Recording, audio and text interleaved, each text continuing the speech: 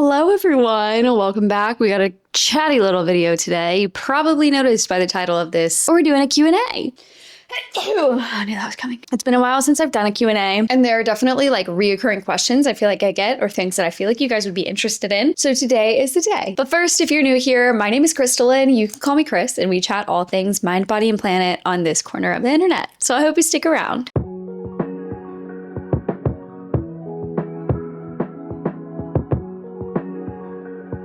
So let's start with some of the more basic questions, and then we'll kind of get into the more specific ones. But first one was, why start a YouTube channel? What was the point? And to be honest, I've always loved editing videos. I've been a YouTube girl since I was probably like 12 years old. I was obsessed with filming things, making little skits. I was a theater kid back in the day as well. Hi there, and welcome to the first episode of The Bead Show, where the beads talk to each other and they have their own conversation. It's like a miracle. Editing and filming things has always kind of gone hand in hand. So as I've got older and started kind of gaining a following on TikTok and Instagram, it only felt right to kind of translate that into YouTube. The more that I've gotten into making YouTube videos, the more passion, the more love I've gotten for it. So long story short, it just always felt right to have a YouTube channel. And I don't know what took me so long to start making just regular videos like this on YouTube, but I feel like a lot of it was just being scared of putting myself back out there. But I'm so glad I did, because I really loved finding this community of people like you who found me, and we can kind of build this little community of people who love their mind, their body, and their planet. You know, it's like cozy, wholesome content. That's like literally the only thing I want. I just want things to feel super cozy, comfy over here. And I feel like we're doing it. Speaking of which, question number 2, why mind, body, planet? Great question. Mind, body, and planet was something I came up with a couple of years ago. I was talking a lot about sustainability. That's kind of like where I got a lot of my following from on TikTok, specifically a series called Sustainable or Greenwashing. Welcome to Is It Sustainable or Is It Greenwashing? We have a heavy hitter this week, so let's get into native. And that series really took off. It still does pretty well, and I still do them. I was talking a lot about sustainability and the planet and a lot of education stuff, but I just felt like putting myself into the niche of like just sustainability was too much. Obviously, I'm still so passionate about it, and I still talk about it. I still make videos about sustainable swabs and things you can do that are good for the planet. But also, I love talking about other things like cozy hobbies and how important hobbies are, no buy years and no buy challenges, and how important it is to appreciate the things we have. And so incorporating wellness things like mental health and physical health along with sustainability was kind of a holistic view of looking at it. Like, you can't really take care of the planet if you're not also taking care of yourself. Like, you just don't have the mental capacity to even think about the bigger picture or think about the planet whenever your mental and physical health like isn't in a good space, because I've been there, and some days like I still am there. That was the thought process of mind, body, and planet. It just felt like it was incorporating all of the things that I wanted to talk about into like one short and sweet little phrase. I hope that resonates. You have to let me know if you like that phrase or if you feel like it doesn't really resonate with what I talk about. Felt right at the time, and then it just has kind of stuck since. So that's what I always say. But again, let me know if you feel like I need a new phrase. I'm open to it, so let me know. How do I come up with ideas for my content? Now, this is definitely something that comes in waves. There are times where I feel like I just come up with ideas like really, really quickly. And then there are times where, like the last couple of weeks, where I just have no idea what to talk about. I feel like I've said everything I wanted to say. So there's like a combination of things that I do. Sometimes like when I'm with it, I end up just like writing a long list, either in like my phone notes app or like on my computer. Inevitably, I'm going to find myself in a spot where I don't know what to talk about. Well, then I can go back and look at the ideas that I had before that I never got around to filming, and I can pull from those. Sometimes like doing something like that will spark more inspiration. The other thing is I love asking you guys, like, what do you guys want to see? see. If there's ever anything that like you guys want to see, like I'm more than happy to do some research or film a video about it. Another common question, what is my day job? To be honest, I've been doing social media full time for about 3 years now. I kind of came into it in a very like interesting way. So I used to work in advertising. I worked at an advertising agency for a few years out of college, and I felt very like uncreative in that job. So I was looking for a creative outlet, which is why I started posting on social media. Now from there, I ended up kind of gaining a following. It was exciting and everything. And I switched agencies. So I went from like a big name agency to like a local agency because I wanted to feel less like a number and more like a team member, which I think if you work in any industry that has billable hours, then you might know what I'm talking about there. So I switched to the local agency while still doing social media, and that was a lot of fun. I was very excited. However, the agency that I happened to be hired by did not disclose that they hired me as an independent contractor instead of an employee. So I was under the impression that I was like a full-time employee. I was working full-time hours. Like I was on salary. Like my job, like acceptance thing said I'm an employee. Anyways, all of this to say, when I brought up my concerns to the owner of the agency, they fired me. So I was kind of, I guess, in an okay spot that I was like, okay, I have social media. Let me just fall onto this for now and like kind of take a breather after the insane chaos I just went through and see if it works. I did do that full time for probably a year or two. And then around this time last year, I was feeling really burnt out with social media. I don't like looking at my face all the time.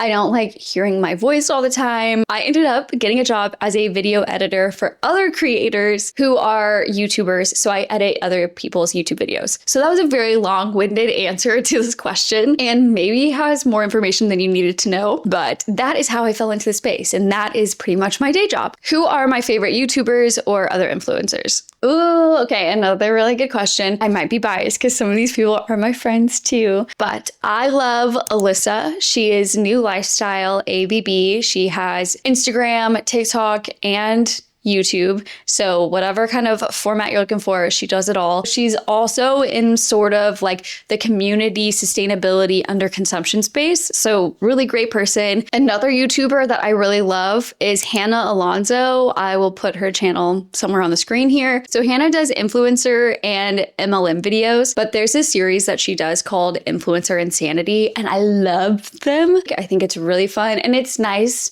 to just have a reminder that what you see on social media is not always like the truth. Other creators I really love are Alexa Sunshine 83. And then I also love to watch Cozy K. I have to reveal a little bit of myself to you guys. I am slightly woo-woo. So a creator that I really love is Antfred ID. He does tarot card readings on pop culture things. Those are my favorite creators on YouTube. Recommended books. Loaded question. I've read a lot. My goal this year is to read 35 books, and I believe I've read 20. 15 more to go. I think I can do it. I'm pretty sure I could do it. So if you're not quite in the reading space, but you want to get into it, the books that got me into reading were ACOTAR, which is A Court of Thorns and Roses by Sarah J. Maas, also known as SJM in the reading sphere. And then the other book that really got me into reading is Fourth Wing by Rebecca Yarros. So those are like very popular, like fan favorite books, especially like if you're on Book Talk. Those are probably going to be up there. And I think that's for a good reason. So they're definitely something I would recommend to other people who are trying to get back into reading and like explore the world of fantasy again. And then once you read those series, then you can kind of like pick and choose like, okay, I liked this about that book and I liked this about that book and I didn't like this. And then you can like take those preferences into the next book that you choose to read. Now, if you want something like kind of lighthearted, that's like really autumnal, like seasonally appropriate right now with witches and magic and fall vibes, I really liked The X Hex. What are my favorite beauty products? I have a lot of them. I've tried a lot. I've tried a lot of sustainable products. I've tried a lot of just like conventional regular products. I've tried a lot of products that are like in the middle between conventional and sustainable. And I would say my top ones from the top of my head right now are the Dip shampoo and conditioner bars. I talk about them all the time. I really love them. I think their range of scents is really wonderful. Personally, I'm a coconut girl, so I like the coconut one. And I think they really, really work. Like, I have yet to try a shampoo and conditioner that makes my hair feel as silky soft as the dip bars do. And they last a really long time too. So those are definitely my favorite shampoo and conditioner bars. I rotate on bars versus liquid. Right now in the liquid world, I am trying the Eva NYC, which is another like kind of mindfully sustainable shampoo and conditioner brand. And I really like that one as well. I'm using the blue one, which I think is for hydration. I love Do Mighty. I love that it's a solid serum. Other beauty products that I feel like I always go back to, Natura for hand creams specifically. It's a Brazilian brand. I also really like the avocado balm from Mistela. I usually travel with that one because it is travel friendly, like under the TSA regulations to travel on a plane with, on a carry-on. So I like that one. Oh, and I really love the brand Attitude. I've yet to try anything from Attitude that like I outwardly hated. So I always feel like that's a good sign. And I've tried a lot of their stuff. I've tried their cleaning products. I've tried their shampoo and conditioner. I've tried their deodorant, their makeup, their skincare. I've tried a lot from Attitude and I really like it all. On that note, favorite cleaning brands. Go to cleaning brands I've been picking up. So Method is one that I've picked up a couple of times and I like it. I live in Texas, so we have HEB. HEB has a Field and Future brand, which is supposed to be like their eco-friendly, like conscious consuming, non-toxic products are fall within that Field and Future. So they have a multi-purpose cleaner that I really like. I think Dr. Bronner's is a really great cleaner brand, kind of multi-purpose cleaner brand that you could use. And then the other things I use for cleaning are homemade cleaners. And I know that sounds like, what? It actually really does work. So there's one cleaner I make it with vinegar. It was really good at removing grease and like any kind of like dirt and grime. And then I make a cleaner with alcohol as well, like the rubbing alcohol, not like drinking alcohol. And that one's great for disinfecting. So even though they may not like smell incredibly amazing, wonderful, spectacular, like some of the other brands out there, it works and the smell never like lingers. Like it literally just smells when you spray it and then it goes away. So I love a homemade cleaner. I know that's not for everybody. Honestly, that's kind of how I clean a lot of my house. Okay, next question is, how do I research my sustainable or greenwashing brands? So I do all of that research by myself. I don't have a team. I don't like outsource or anything like that. I do all of that research by myself. And a lot of the research is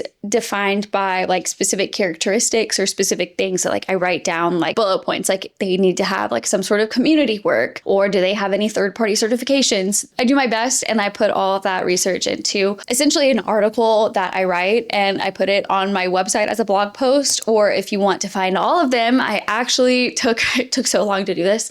I put everything into a database online that you can now purchase from my website for like $6. And you can see all of the brands that I've ever researched. It's a living database. So every time I research a new one, you'll automatically get that. So if that's something that interests you, it is available. And it took me a lot of time to do. So I hope you like it. Last question, and a really good question, is what is your advice for starting a sustainability journey while also balancing everyday life? There is no one size fits all answer, but I will say the best thing you can do is focus on using up the things you already have before going off and buying more things that are like supposed to help. Like the most sustainable thing you can do is use what you have. That's it. It's like as simple as that. Use what you already have. And then when that is broken, when that no longer functions, whenever it's completely used up or completely gone, at that point, that's kind of where you can do your research and then switch to other products that are more sustainable. And I know that's probably not the answer you are looking for. Like maybe you're looking for like, oh, just to buy all the swaps all at once. And that's just not the most sustainable way to do it. I also think when it comes to sustainability, another great like